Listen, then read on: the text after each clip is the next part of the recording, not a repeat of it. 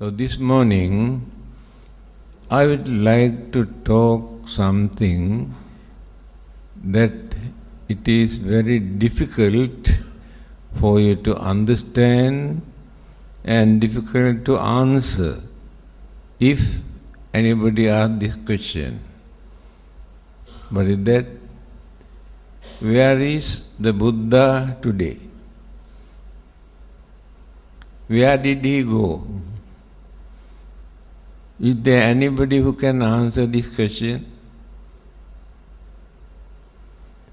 Because we consider in worldly way of life. That is why it is difficult for us to answer. And the other religions, they try to introduce the God. God is living. God can bless you, protect you, send you to heaven. So God is living. When they approach the Buddhists, they say, the Buddha is not a God. He was a man. He is dead and gone. What do you gain by worshipping and praying and offering? Also, Buddhists do not know how to answer this question. This concept of God actually created by the human mind. One professor in America, he has written, first, man created the God. Later, they started to tell God creates the man. What is the meaning of this? Scientists say it has taken millions of years for us to develop our mind, our understanding.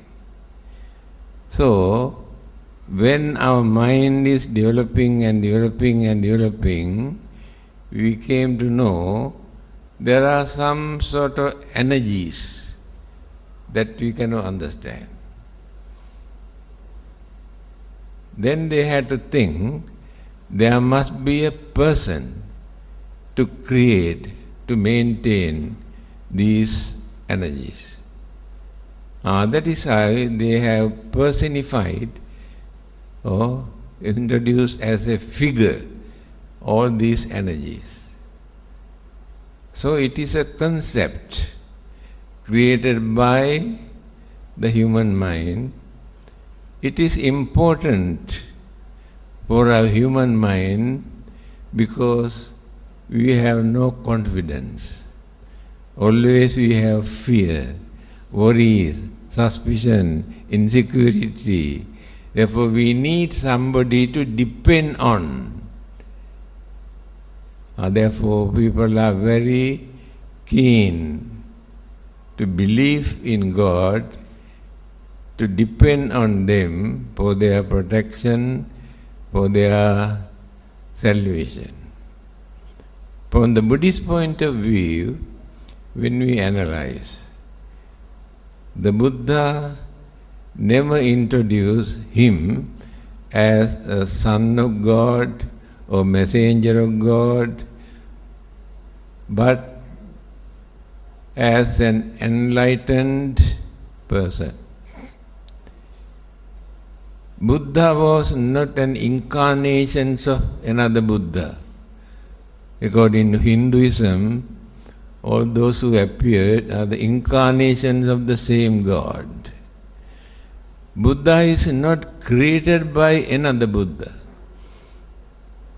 So Buddha is not the reincarnation of another Buddha. Individual person, by working such a long period, life after life, by developing, cultivating all the great qualities, virtues, paramitas, perfection, when he developed up to the maximum level, he gained enlightenment.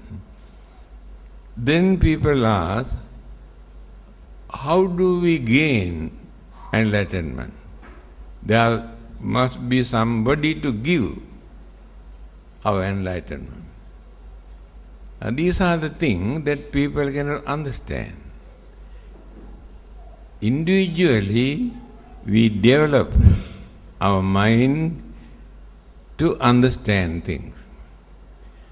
I have mentioned the meaning of the word that we always use, why we are called Manushya. In many languages, they use this word, human being. Why we are called Manushya? Mana means mind. Manushya means one who can develop, cultivate the mind up to a maximum level. There is another living being in this universe who can develop the mind up to that extent to gain enlightenment. God cannot become a Buddha. Brahma or divine beings cannot become the Buddha because they do not develop their enlightenment. They have worldly, sensual, peaceful, prosperous life. But enlightenment is very poor. Only Manushya, only human being can become the Buddha or enlightenment. When people say Buddha is not a god, he is a man, we should not try to show, no, he is a god. Real validity of the enlightenment we reduce if we try to introduce the Buddha as a god. Again, those who talk about God, there is nobody in this world who has seen the God.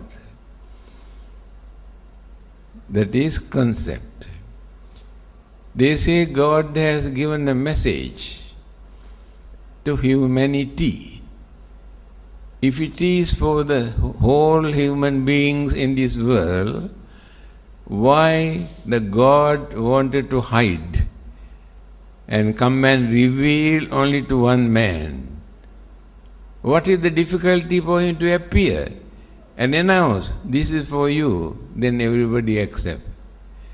Always they say, God reveal secretly and they come and announce, God says like this. So after creating concept and belief and understanding according to their way of thinking at that time, they have written all the holy books, saying God has given this message.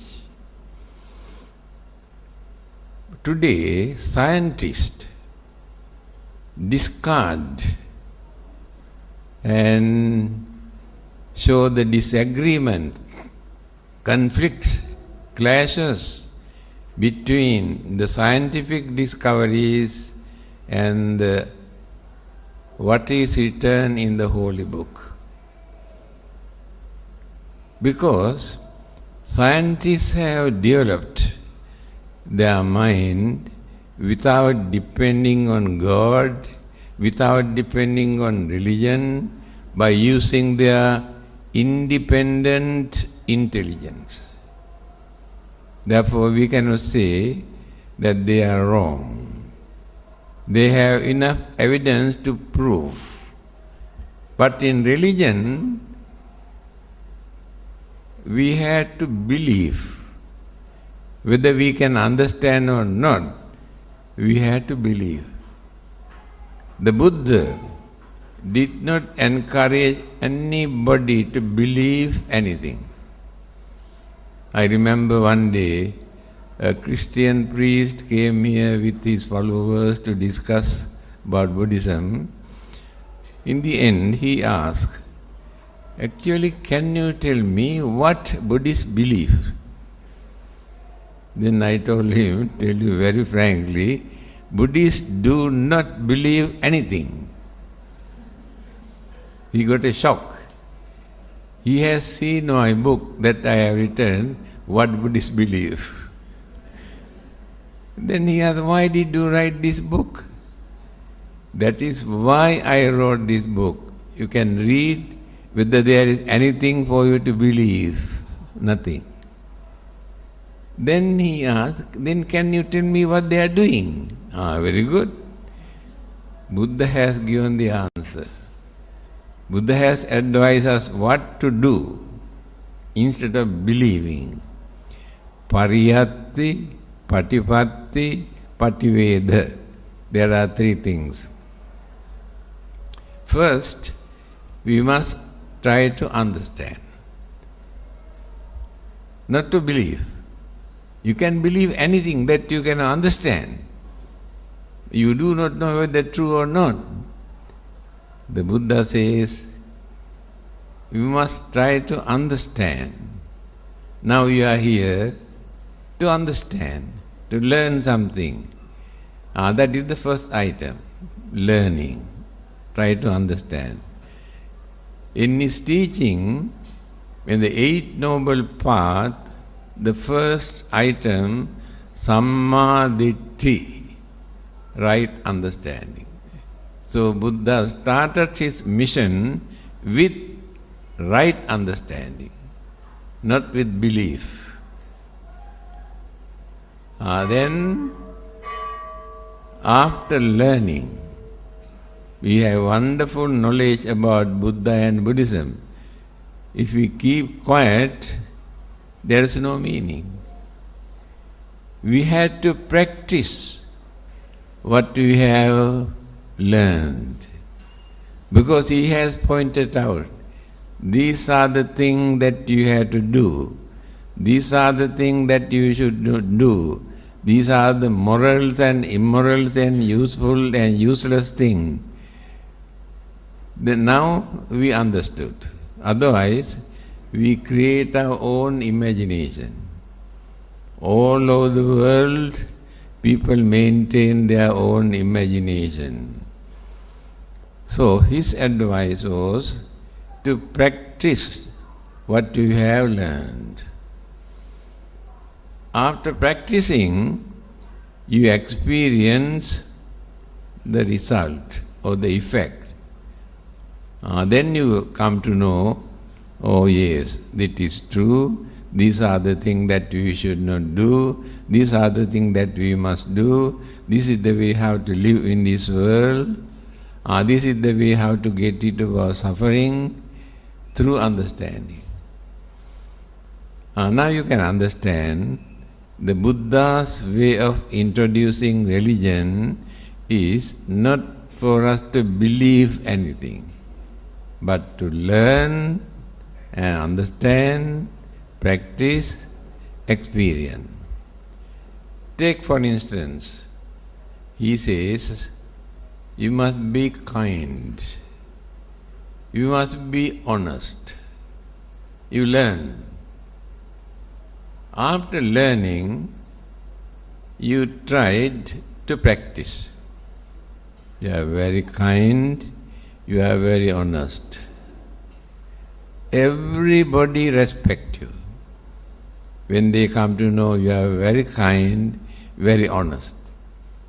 Nobody wants to disturb you, accuse you, blame you, but respect you. That is the good result you experience. On the other hand, the Buddha says, according to your own experience, you can understand why these things are wrong, why these things are right. Not because the order, the commandment, religious laws given by the Buddha or God or anybody, you also have a thinking mind to understand. Your own experience is enough. Why this is wrong, why this is right. to understand. Example, Attanang upamang kattva nahanei anagate. He advises us not to destroy other living beings. He did not introduce religious law or commandment. He advised. That is his way of preaching. He advised us not to kill others. Then he says, if it is difficult for you to understand why it is bad, then when another person comes and tries to kill you, how do you feel? That experience is more than enough for you to understand why it is bad. Again he says, you have lost your valuable thing stolen by somebody. How do you feel? When you go and steal others' property, they also get the same feeling that you had. Not necessary to get order from God or Buddha or Jesus or anybody. Your own experience is more than enough for you to know why these things are right, why these things are wrong. Another important point, all the other religions advise their followers to believe something. The Buddha did not ask us to believe anything, but to think and understand. Vast difference, belief and thinking and understanding. So we have thinking mind, we have sense of reasoning, we have common sense. But other living beings, although they have mind, they have no thinking mind. Their minds are limited to find out their food, their lodging, their shelter, their protection. They cannot extend their mind further. But human beings have a mind to think and understand up to the maximum level. Now we can understand up to what extent the scientists have gone in searching many things which we never heard. There is no another living being in this world who can develop the mind up to that extent. That is why only human beings can become a Buddha. By developing this mind, gain the enlightenment. Then we accept what he preached, what he tell us to do or not to do, according to our experience. So there are no belief in Buddhism. Now, topic is what to say if anybody asks, where is the Buddha? Have you got anything to say? Can you say he is in heaven or he is in nirvana, he is in somewhere else? Where did he go? These two questions are wrong. From worldly point of view, we ask these two questions. After gaining enlightenment, Buddha says, Ayamanti majati nattidani punabbhavo. This is my last birth, Ayamanti majati. Nattidani punabbhavo. No more becoming again, no more rebirth again. I have already stopped. Because existence here in this world, life after life, birth and death, birth and death, birth and death continue. Within this period, physically and mentally, enormous sufferings and worries and problems and pains and difficulties and calamities we are experiencing in our mind, physically and mentally. There is nobody in this world who can satisfy with this life. Everybody complain, grumble about physically or mentally. By knowing this situation, I could manage to stop rebirth. That is called salvation. Salvation means freedom from physical and mental suffering. By existing in physical form or any other living beings, we cannot stop our physical and mental suffering. So, if we don't like to suffer, best thing is to stop this. But our craving is so strong, our attachment is so strong in our mind, we are not willing to give up hopes. We want to exist in spite of all sorts of sufferings and troubles and pain and sicknesses and problems. That is our ignorance. Because of our ignorance, we cannot understand our craving is the main cause of all our suffering. Now look at what is happening in this world. Whole world is a battlefield. All over the world, people create violence and bloodshed and war and killing and disturbing. Why? Animals are living without creating all those unnecessary problems and troubles. When they are hungry, they go on catch another living being and get satisfied and go and sleep. But human beings cannot satisfy with that. Craving, attachment is so advanced in our human mind, then we develop jealousy and enmity, anger, ill will, cruelty, wickedness develop. In other living beings, they do not develop the mind up to that extent.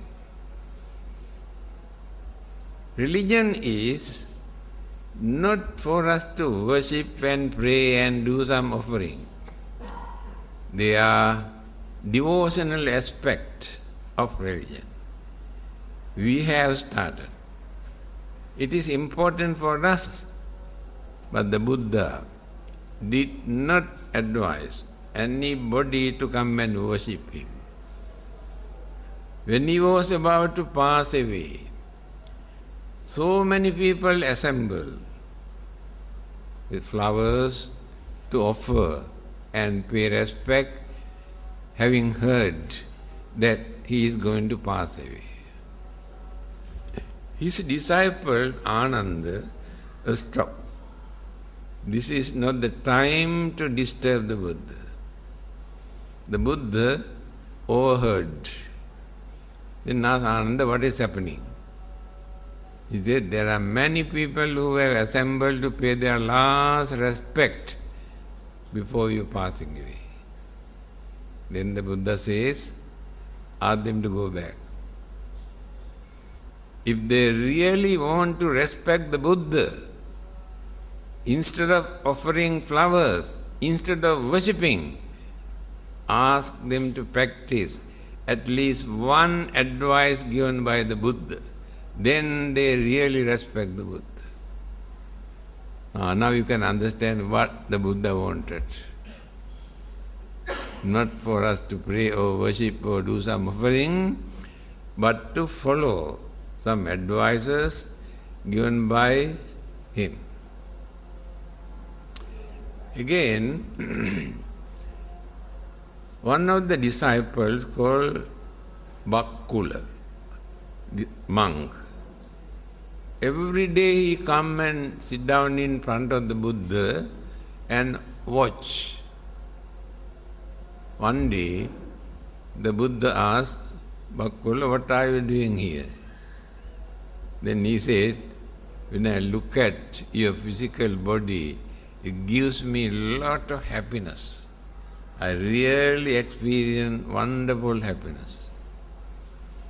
Then the Buddha says, Kingte vakkali imina putikaya duggandena sarire. Vakkali, by watching this dirty, filthy, impermanent physical body, what do you gain?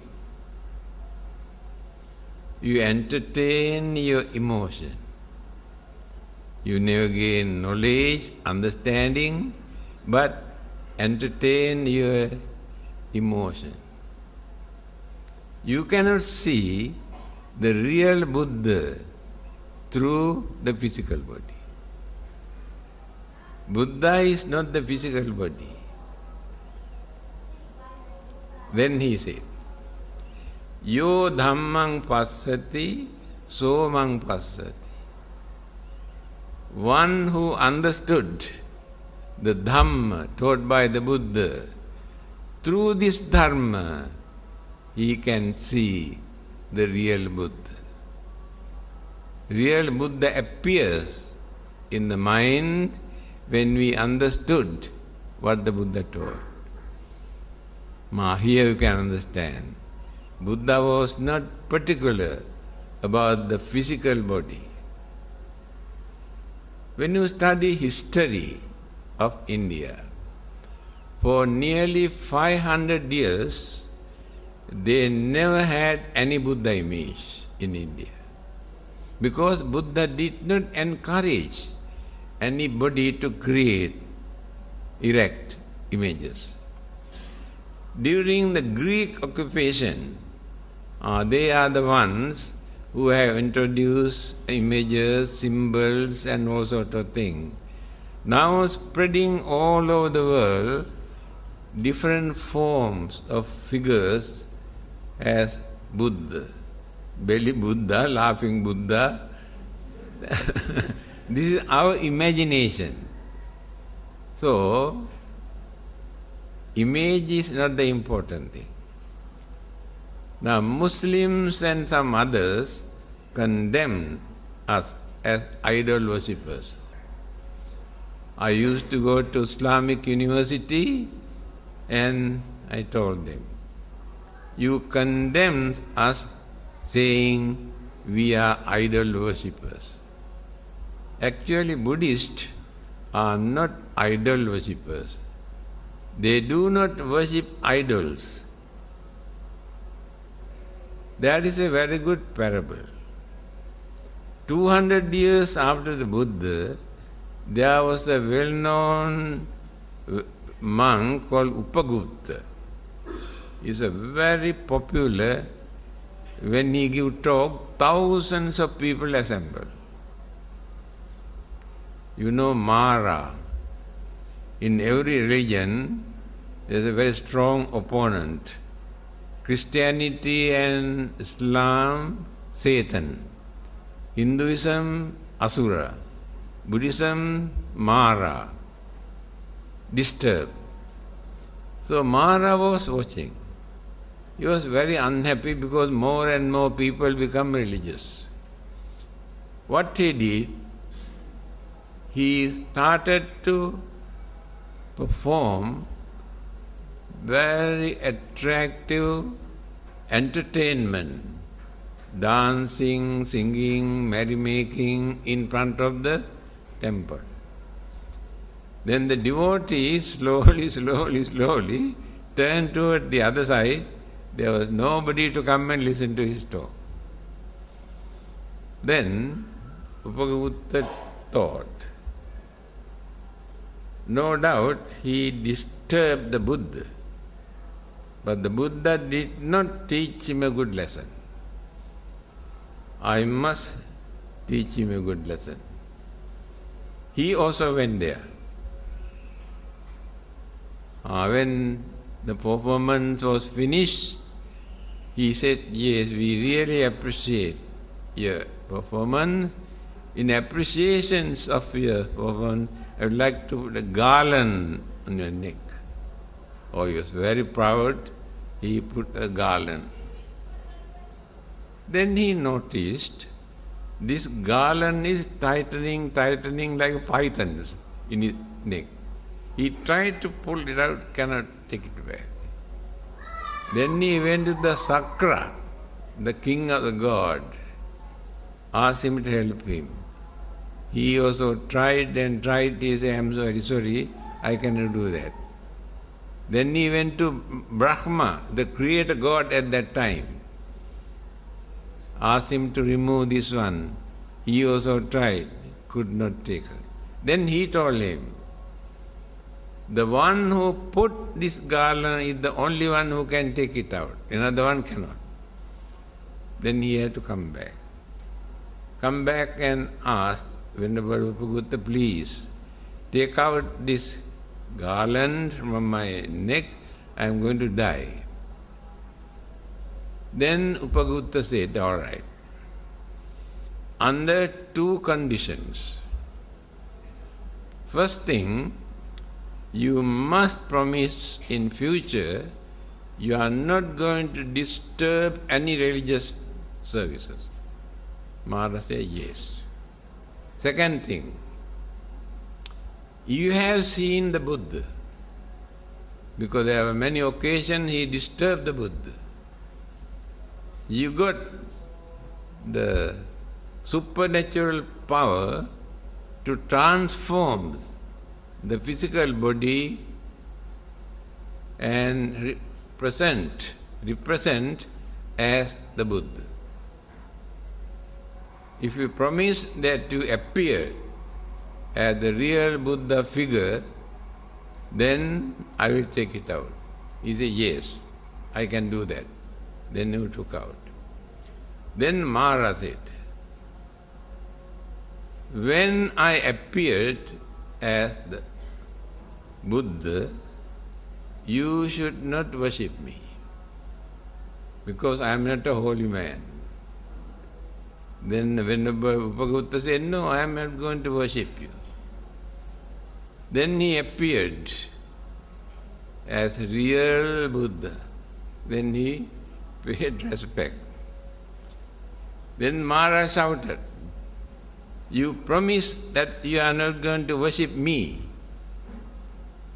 Then Upagutta said, I did not worship you, I worship the Buddha. This is a very good example for you to tell others. When you keep a Buddha image, pay homage, pay respect, take for meditation, but you are not worshipping the idols. You invite the Buddha into your mind through this symbol. It is a symbol and very attractive. During the Second World War, Burmese in Burma, a general in army, found a very beautiful Buddha image. He was not a Buddhist. He sent this to England, to Winston Churchill, the Prime Minister of England at that time, with a note. Please keep this image on your table. Every time, whenever you have some worries and troubles and problems, look at his face. You can forget your worries. They were not Buddhists. Again, Anatole France, French scholar, first time he has seen the Buddha image, in museum,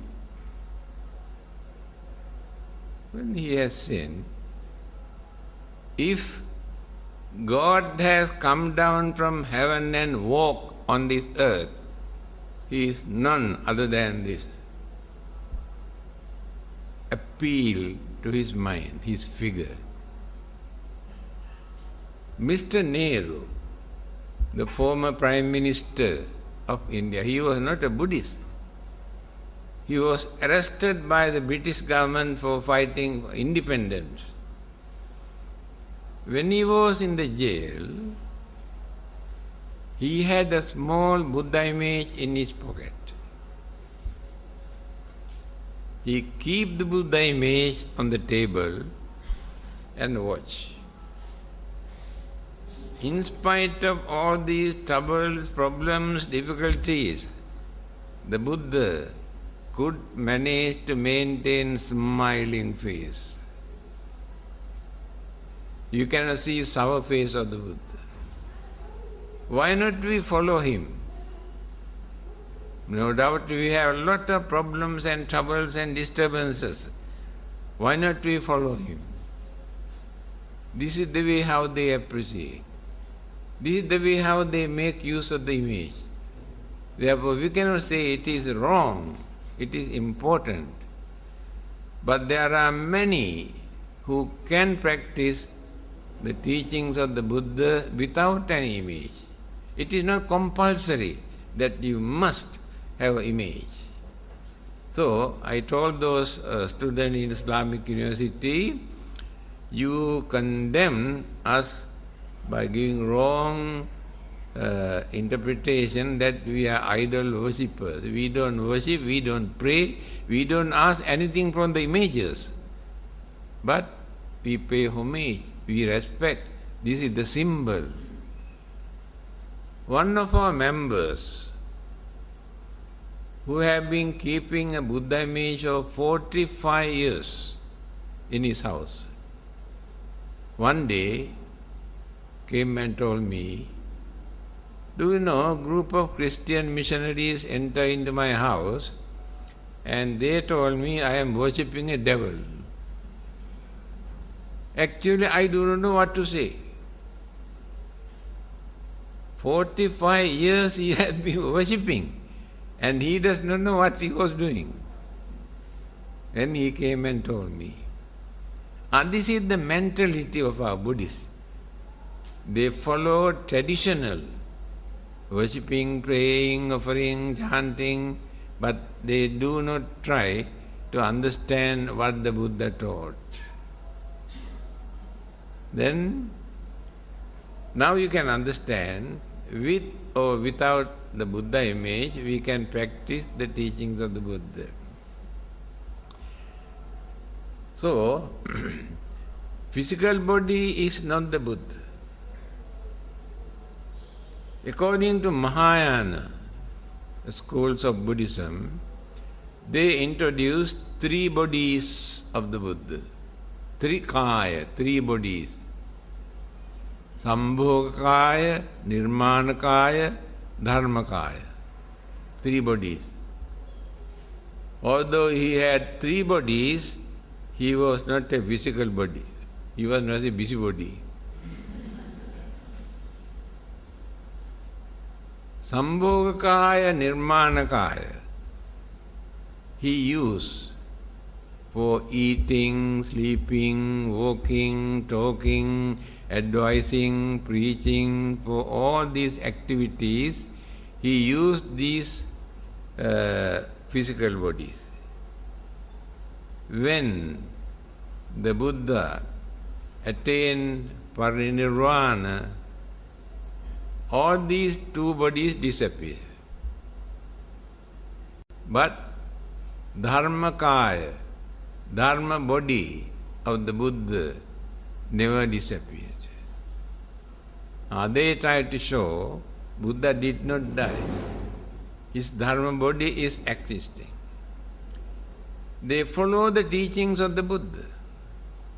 He has mentioned, whether the Buddhas appear or not, Dharma exists forever in this world.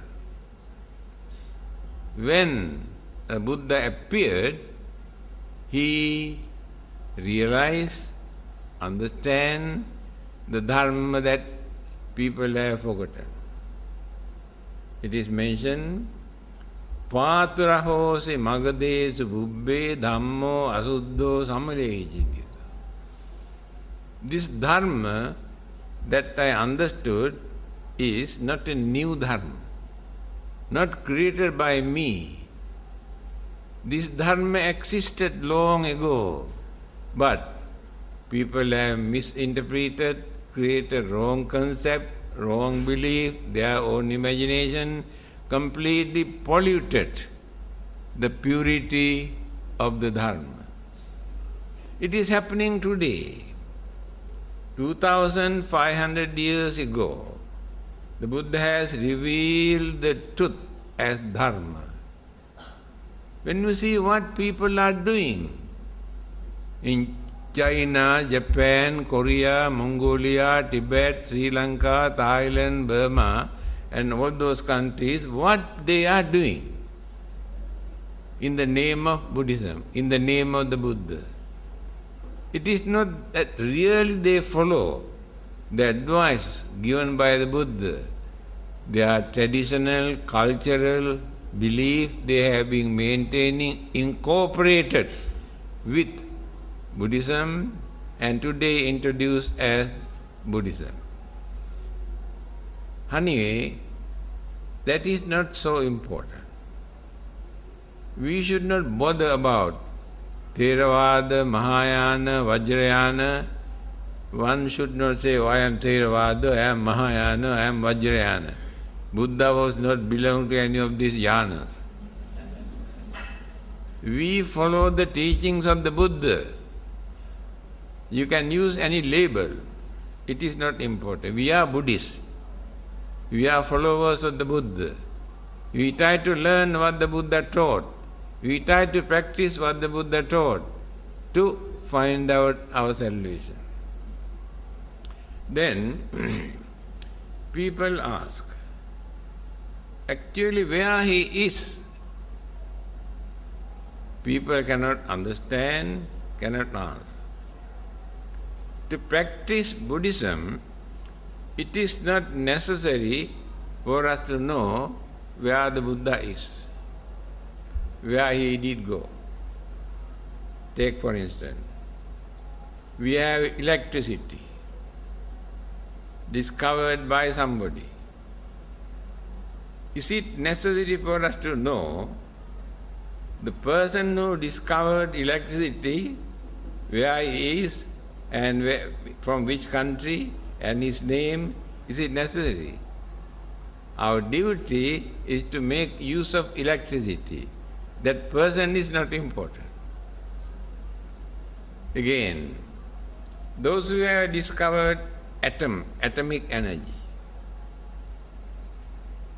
they can use this atomic energy for constructive or destructive purpose. So it is our duty to make use of this energy, not necessary to know actually who discovered this atomic energy. Again, we have telephone, television, so many things discovered by different people. Not necessary for us to know the names and the details, where they are, what happened to them, but our duty is to use these things. Again, one who discovered gravity. One day, I forgot his name, when he was sitting under an apple tree, one apple dropped. Then he started to think, why everything drop here instead of going up? Then he started to investigate, found out. There is some sort of energy which is called gravity, pull down. But into certain extent, in the space, there are many places area, there is no gravity. If you carry huge stone and drop there, the stone is floating here and there, cannot drop, because there is no gravity. And those who have landed on the moon, they knew there is no gravity, no living beings. What they did, they fixed some sort of machine here to raise the hand, and machines here to use the leg here and there. Otherwise they cannot move their legs and hand. No gravity.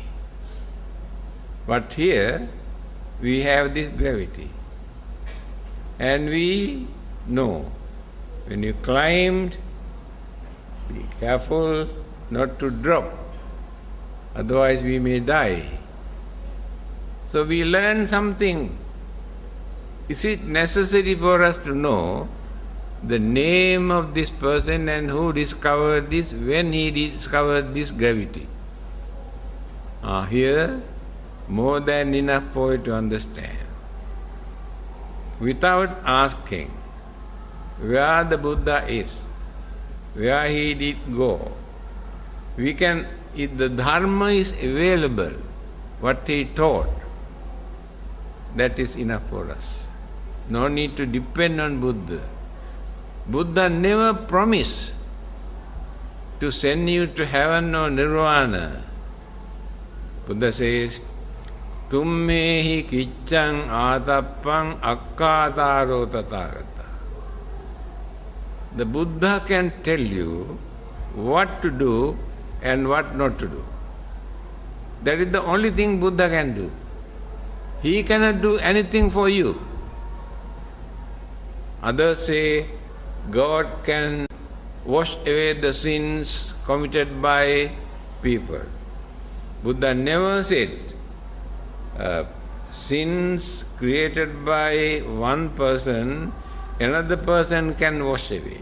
Buddha or God or anybody. When a person is going to die, he has done a lot of criminal, wicked, cruel, dangerous, harmful thing. But when he is going to die, he say, I believe in God, please take away my sins. Then the God run away and wash away the sin and send him to heaven. People believe this. Take for instance, and you are very hot-tempered. You know it is wrong, but you do not know how to get rid of this. Then you go to God and pray and ask, please take away my cruelty from my mind. Do you think God can do that? If not, you come to the Buddha and worship and ask the Buddha, please take away my anger from my mind. Abadi. No one can do that, but you can do that. How? Through understanding. This anger is dangerous, can create lot of troubles and problems and difficulties among ourselves and harm and disturb others. Why not I try to reduce and reduce and reduce? By using your strong determination, you can reduce it. God cannot, the Buddha cannot reduce this.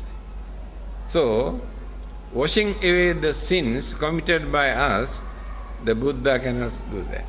God cannot do that. Please remember. But we can do that. How? Tummehi punyang ekech buddhang saranang gatate nate gamissanti appayang. In one of the sutras, he says, when a person is going to die, although he has committed lot of bad things, if he can invite the Buddha into his mind Buddhang saranang gacchami. If he died while holding this in his mind, next existence never takes place in a bad state. Because last thought moment was the Buddha in his mind. For a certain period he can spend there, but not forever. But he can wash away the sins committed by him. Again, the Buddha says, Yassa papang katang kammang kusalena piti. It's a very good advice. If anyone has committed bad deeds, bad karma, by praying to God or Buddha, they cannot get rid of the bad thing, evil deed, bad karma. But you can do that. How? When you come to know that I have committed a lot of bad deeds, wicked, cruel things, I stop. In future, I am not going to commit this kind of bad thing. Then create strong determination in your mind. From today onward, I create more and more kusala karma. Kusalena pitiyati. So when you develop your kusala karma, the effect of the bad karma that you have committed earlier can overcome. Before those effects come, the effect of the good deeds come to us. Take for instance, Angulimala, murderer, who killed nearly 1,000 human beings. The Buddha, when he come to know, he went to Syria. He wanted to kill the Buddha because he has completed 999. His vow was to kill 1,000. So he was very happy when he saw the Buddha and tried to catch him. Occasionally, the Buddha performed a little bit of miracle. By knowing it is difficult to control this man, what the Buddha did, he walked in normal way and allow him to run nearly 4 miles. He cannot come nearer the Buddha. Then he said, stop. Then the Buddha knew the time for me to talk to him. Buddha said, I have already stopped. You are the one who runs. Then he said, how can you say you have stopped? I saw you were walking. I have stopped means I have stopped killing, destroying other living beings. You are the one who runs means you do that. Then he asked, all right, I know you did not run, you walk, but I run nearly 4 miles. Why I could not catch you? Then the Buddha said, you could not catch me because you run. If you stop your running, then you can catch me. Then he said, I cannot understand this. Then the Buddha said, I have stopped killing and you are doing. That means running. Then he came to know that he is wrong. Decided to follow the Buddha, become a monk, started to meditate, attain arahanthood, after that attain nirvana. Bad karma had no chance to come and catch him. He went on developing good karma, so the bad karma had no chance to affect him. That is what the Buddha says. This is the method taught by the Buddha. not by praying to any god or Buddha or Bodhisattvas or God, but by doing more and more kusala karma. Again, kusala karma, punya karma, there are two words. They have mixed up these two things. When he was practicing self-torturing, without eating, without sleeping, without resting in the jungle, Mara appeared again. He told him, "You are a young prince. Why do you want to suffer like this? Why need to go back? Enjoy your life. You will be the ruler of this country. If you want, you can create some punya karma also." Then the Buddha said, "Anumattena pi punyena atto maihang na vijjati." I am not working to create punya karma, meritorious deeds. What is that? We do lot of good deeds, offering dana, charity and various other things, expecting something in return. Either to be born in rich family or to go to heaven and enjoy your life, that is called punya karma. We gain what we wanted, but there's a limited period for that. When that karmic energy is ended, we don't know what to do. This is the nature of punya karma. Now take for instance, you are very fortunate. Compare with many others. In millions, many people are dying without food, without anything, no shelter throughout their life. They are suffering. But we are very fortunate. We have shelter, we have food, we have clothing. What is the reason? If God creates all these human beings, why He created those millions of humans to suffer? Is it not His duty to provide food and lodging and everything what they need? Otherwise, what is the meaning of creation? They were not created by anybody. They have not accumulated enough good karma to spend in the next existence. That is why they suffer. In your case, you have done lot of meritorious deeds.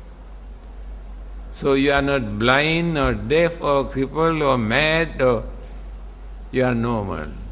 And you have enough food, clothing, shelter. But compare with many others in many countries, millions of people are suffering. That means they have not accumulated enough good karma when rebirth takes place to continue their way of life. It's very easy to understand. So if we enjoy our life, yes, by spending all the good karma that we have done during our previous birth, without creating fresh or new karma within this lifetime, same thing will happen to us. Human beings are the only living beings who can understand this.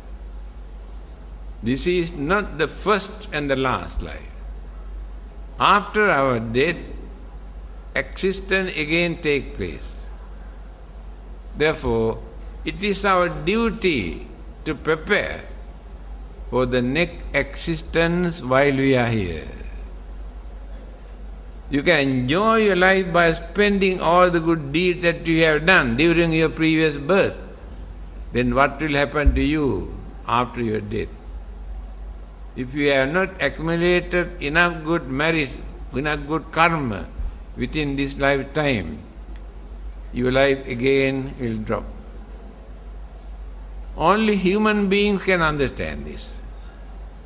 Devas, Brahmas, divine beings, animals, other living beings cannot understand. They spend their good karma and bad karma. When their karma are ended, they don't know what will happen to them. Now Devas enjoyed their life in heaven. They think it is permanent. There is nothing permanent here in this universe. There is a limited period for them to enjoy their life. But while they are enjoying, they do not accumulate good merit. Then what will happen to them? When the good karmas are ended, again they will drop. But as human beings, we can understand. We are experiencing peaceful, happy, prosperous life because we have done good karma during our previous birth. Therefore, it is our duty to prepare for the next existence while we are living here by doing some meritorious deed. Not only spending the merit that we have created during the last birth. Please remember. More than an hour. But there are many things for you to think, to understand. Yes, this is a question answer sessions now. Any questions to ask Chief Reverend?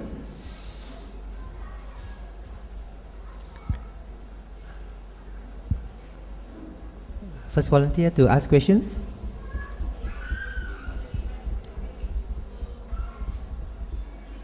Any questions? Recently we had interreligious gathering. A lot of educated people were there. Somebody asked, what is the difference between Jesus and the Buddha? Then I thought, if I am going to explain item by item, there is no end. I told them, the Buddha was not a Buddhist. Jesus was not a Christian. They were religious teachers. These names given by us, they were religious teachers. Our discriminations depend on our religious labels, not on religious principles. Take for instance, Islam preach 5 pillars: belief in God, fasting, and praying, charity, pilgrimage. These 5 things must be completed by every Muslim. Let us take Buddhism. Buddhism teaches not to kill, not to steal, not to commit adultery or sexual misconduct, or not to tell lies, not to take intoxicating drinks and drugs. Is there anybody in this world who can say there is something wrong in Buddhism? Christianity, they have 10 commandments. When you study, there is nothing for us to tell that they are wrong. Again, Hinduism. In Hinduism, they have Brahmacharya, Ahimsa, non-violence. 3 basic principles. Brahmacharya, noble way of life. Ahimsa, non-violence. And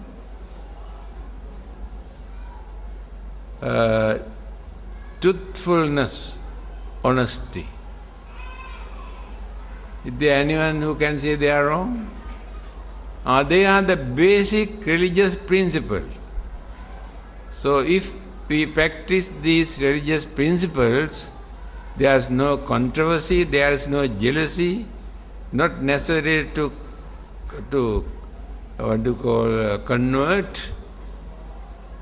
In my booklet, Buddhist attitude toward other religions, I have written there. Instead of converting others into Buddhism, we can encourage them to practice their own religion. But others cannot say. They say we are sinners. They say we go to hell. Because these religious labels. But when you consider the basic principles, we can agree. No reason to discriminate or show our hostility, discrimination. Many people never realize. Superiority, inferiority complex, they maintain because of label. Buddhism, Christianity, Islam, Hinduism. Take out this label. Take only religion. In our religion, these are the principles. In our religion, these are the principles. Not necessary to have a label. They are fighting to convert, bring others into give new label. It's called conversion. Please remember this. Not necessary. Okay.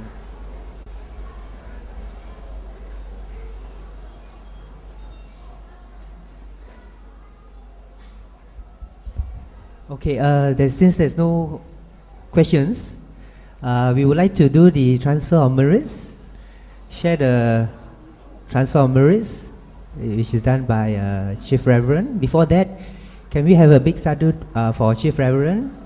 Sadhu, sadhu, sadhu. Can you recite? Stand up.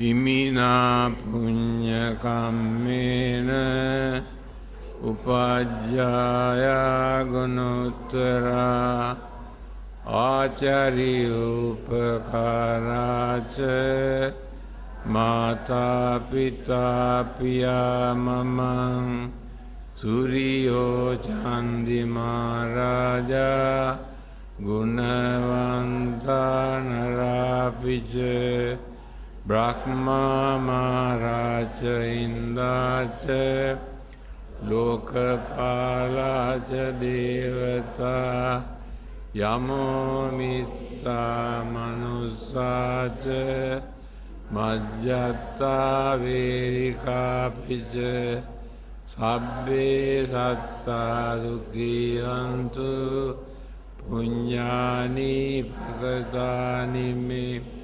sukhanca tividang dentu kippang papeta homatang imina punya kammena imina uddisena ca Kippahang sulabhe ceva tannupadana cedanang ye santane dhamma yava nibbanato mamang nassantu sabbadaeva yatta jato bhave bhave Uju citto satipanyo salleko mararabhantu no kasang katunca viriye suve buddha di pavaro nato dhammo nato varuttamo Nato pacceka sambuddho sangho nato taro mama tesottamanubhavena maroka sangrabantu. Blessing. Bhavatu sabba mangalang rakhantu sabba devata Sabba buddhanubhavena sada suttivantu te bhavatu sabba mangalang rakhantu sabba devata sabba dhammanubhavena sada suttivantu te bhavatu sabba mangalang rakhantu sabba devata sabba sanghanubhavena sada suttivantu te.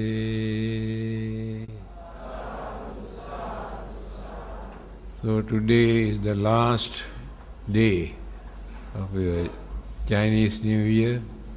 So by the blessings of the Buddha, Dhamma and Sangha, we hope we'll be able to lead a peaceful, happy, prosperous life by the blessings of the Buddha. Thank you very much.